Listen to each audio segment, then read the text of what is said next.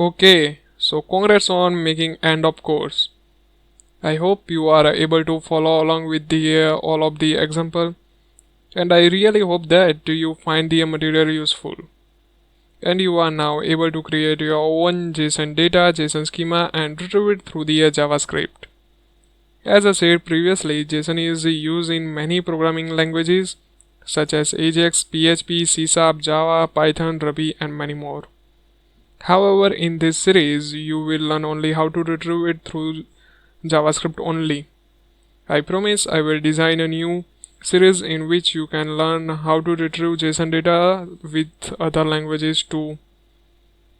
I want just take last opportunity to say that if you have any question or feedback regarding course, or if you want to get in touch with me for any reason, feel free to send me mail, and you can also post your query in question answer section. So thanks again for taking course, and best of luck for creating your own JSON data and the JSON schema.